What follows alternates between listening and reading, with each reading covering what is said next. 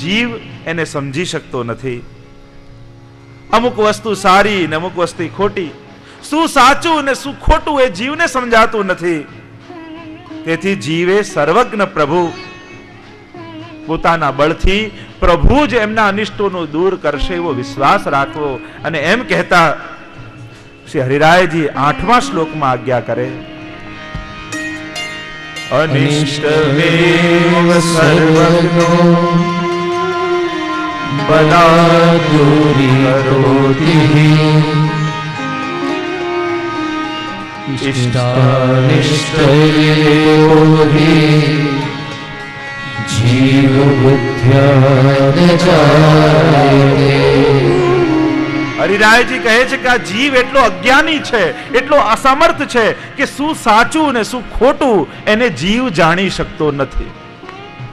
આપણને તો સારું શું લાગે, હમણાં આપણા જે કામમાં આવતું હોય સારું, હમણાં આપણને જે ગમતું હોય સારું. જીવ પોતાના સુખને જાણી શકે છે પણ પોતાના હિતને જાણી શકતો નથી.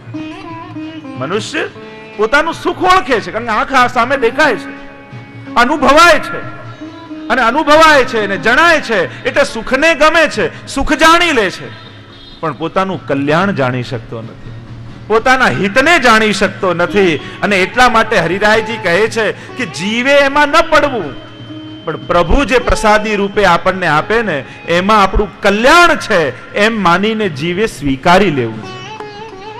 અને પ્રભુ એ બળપૂર્વક કરે છે. ઘણી વાર આપણને ન સમજાય, આપણે નથી સમજી શકતા, પણ પ્રભુ તો જીવનું કલ્યાણ જ કરી રહ્યા છે. જેમ આપણે ઠાકોરજી પાસે ગાડી માંગી, પણ એ જ ગાડીથી આપણું એક્સિડન્ટ થવાનું હતું, પ્રભુએ ન આપી, તો આ પ્રભુની કૃપા કહેવાય કે અકૃપા? હા, કૃપા. તો ગાડી ન આપવું એ પણ કૃપા છે. તમે જ બોલો છો. ધન મળવાનું માંગ્યું પ્રભુ પાસે અને એ ધનથી ઘરમાં વિખવાદ થવાનો હતો એટલે પ્રભુએ ધન ન આપ્યું, તે કૃપા કહેવાય કે અકૃપા? તમે જ બોલો છો. ધન ન આપવું એ પણ તમે કહી રહ્યા છો.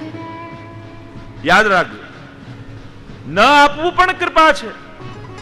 જેમ કોઈને ભારે ડાયાબિટીસ થયો હોય ને હોટલમાં જાય અને ગુલાબ જાંબુ મંગાવે, 1 ડીશ 2 ડીશ 3 ડીશ, પેલો વેટર ક્યારે એમ કહેશે, ના ના હવે તમને ડાયાબિટીસ છે, આટલું બધું ખાવ એ સારું નહીં, હવે નહીં આપ, એવું કે ક્યારે વેટર? પણ ઘરે રસોડામાં બા પાસે ઉભા હો અને માંગો ગુલાબ જાંબુ, તો 1 ડીશ આપે, બીજી માંગો તો ના આપે. ભલે રડીને દીકરો જાય, બા ખીજાઈને પણ ના આપે, તો એમાં હિત છે કે અહિત? માં હિતનો વિચાર કરે છે. તો એમ જ ભગવાન એ પેલા હોટલ વાળા નથી, એ તો આપણી માં છે. એ આપણે હંમેશા હિતનો જ વિચાર કરતા હોય, એ ન આપીને પણ આપણા પર તો કૃપા જ કરતા હોય. પ્રભુની કૃપાને જો જીવ સમજી જાય તો કામ થઈ જાય. માંગીને આપી જ દે એ જ કૃપા નથી. કૃ ને પા, કૃપા, કર અને પામ. પ્રભુ તો કહે છે આપણે કૃપાને એમ સમજીએ કે હું કઈ ન કરું, હું બેઠો રહું, ખાલી માંગુ અને ભગવાન આપી દે, એનું નામ જ કૃપા. પ્રભુ તો કહે છે કૃપા કર અને પા. એક ભાઈ રોજ મંદિરમાં જાય અને મંદિરમાં જાય ને પ્રભુને કહે કે પ્રભુ 1 લાખની લોટરી લગાડી દો.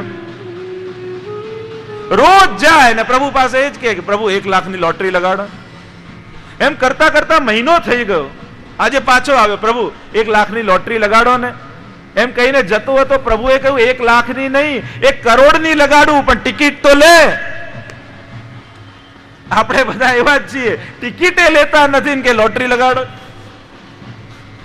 પ્રભુ કહે 1 ઝારીજી તો ભર, તારા સગળા કાર્યો સિદ્ધ કરી દઉં છું. 1 મિશ્રી કટોરી તો ભોગ ધર.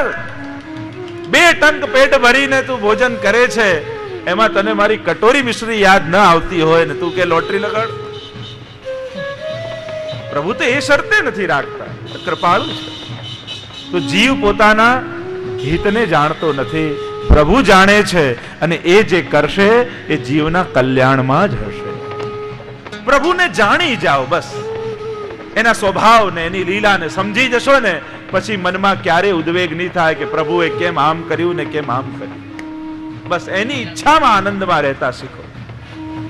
આગળ હરિરાયજી તો સમજાવે 10મા શ્લોકમાં, નાનું બાળક ચક્કુથી રમતું હોય, એ સર્પ બાજુમાં આવ્યો, નાનક બાળક રમતો હતો અને સર્પ આવ્યો અને સર્પને પકડવા માટે જીદ કરી અને પિતા એનો હાથ ખેંચી લે અને બાળકને થાય કેમ પિતાજી આવું કરે છે, મને કેટલી મજા આવત આની જોડે રમવામાં. આપણે બધાએ આવું જ કરી રહ્યા છે.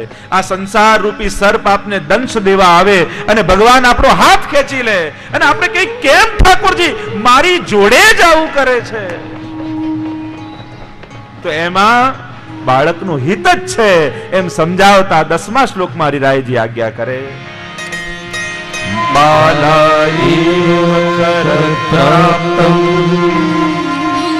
સર્પમ ક્રીડનોચિતમ પિતેવ સહજસ્નિગ્ધઃ સન્નિવર્તયતે. એક બાળક નાનકડો અને સર્પ જતો હતો ને એના હાથથી પકડવા માટે ગયો. એને ખબર નથી કે આ દંશ દેશે તો હું મરી જઈશ. પિતાએ જોયું અને સહજ પિતાપણાને કારણે સાહજિક રીતે, પુષ્ટિ જીવ છે ને, કુવામાં કોઈ જીવ પડી ગયો હોય, સાવ અજાણ્યો હોય તો આપણે દોરડું નાખીએ, થોડો પરિચિત હોય તો કોઈને બૂમો પાડીએ, પણ આપણો જ દીકરો પડ્યો હોય તો કોઈની રાહ ન જોઈએ, આપણે જ છલાંગ લગાવીએ. એમ પ્રવાહી જીવો માટે ભગવાન દોરડા નાખે, મર્યાદા જીવો માટે વેદની બૂમો પાડે, પણ પુષ્ટિ જીવ પડ્યો હોય તો કોઈની રાહ નથી જોતા, પોતે જ છલાંગ લગાવીને જીવને ભવસાગરથી બહાર કાઢે. અર્થ સકળ જેનો સીધો લીલા માએ તાણીને લીધો. પ્રભુ તો પોતે છલાંગ લગાવે પુષ્ટિ જીવો માટે. એમ જ અહીંયા પ્રભુ પોતાના પિતાપણાને કારણે, પિતાને સહજ પ્રેમ છે દીકરા માટે, સતત હિતનો ખ્યાલ છે. માં છે ને એ સુખનો વિચાર કરે અને પિતા છે ને એ હંમેશા હિતનો વિચાર કરે. માં જોજો, દીકરાને કંઈક જોઈતું હોય તો પહેલો માં પાસે જ જશે. એને ખબર છે કે આ કમજોર કડી છે, આની પાસે જઈશ તો મળી જ જશે. એ સુખ વિચારતી હોય માં, અને પિતા છે ને હિત વિચારતો, એ કદાચ ન આપે. અને એટલે અહીંયા માં ન કહ્યું પરમાત્માને, પિતેવ, પિતા કહ્યા પરમાત્માને. અને પિતાને જેમ હિતનો વિચાર હોય એમ સર્પને પકડવા જતા બાળકનો હાથ ખેંચી લે, એમ સંસાર રૂપી સર્પને પકડવા જતા ભક્તનો હાથ ભગવાન ખેંચી લે છે. કારણ કે જીવ નથી જાણતો, પિતા રૂપ પરમાત્મા રૂપ પિતા એને જાણે છે. અંગારા બળબળતા બાળક રમતા રમતા એને પકડવા જાય તો પિતા ઉભો થઈને ખેંચી જ લે. એમ ક્યારેક તમારા હાથમાંથી કોઈ વસ્તુ ઝૂંટવી લે પરમાત્મા તો ફરિયાદ ન કરશો, એમ માનજો કે પરમાત્માએ મારા પર કૃપા કરી છે, મને પોતાનો દીકરો જાણ્યો છે. જો આ શિક્ષાપત્રમાં હરિરાયજી સમજણ કેવી આપે છે. જીવનના પ્રસંગોને તમે કઈ રીતે જુઓ છો એ બહુ જ મહત્તા રાખે છે તમારા જીવનમાં. ઘટના ઘટી, પણ ઘટનાને તમે દુર્ઘટના ગણી કે ભગવદ ઈચ્છા ગણી, એના પરથી એ ઘટનામાં તમારા સુખ દુઃખની આ ધારણા રહે છે. આ કોઈ દુર્ઘટના હતી કે ભગવાનની ઈચ્છા હતી? વસ્તુ જતી રહી, કોઈને એમ લાગે કેવી દુર્ઘટના? હરિરાયજી તો કહે દુર્ઘટના નહીં, પ્રભુની કૃપામાં ઠાકોરજી ખેંચી લીધું. કારણ કે આનો દંશ એવો વાગત કે જિંદગી ભર તું એ દર્દમાંથી નીકળી ન શકત. એમ સમજાવતા હરિરાયજી આગળ કહે કે જીવ ભ્રાંત બન્યો છે, ઠાકોરજીને ભૂલીને અને સંસારને ઉત્તમ ગણે છે પ્રભુ કરતા પણ. કેવો ભ્રાંત બન્યો છે કે ભગવાન કરતા પણ સંસારને વધારે ઉત્તમ ગણી રહ્યો છે, અને એટલે પ્રભુ ઓછા યાદ આવે અને સંસાર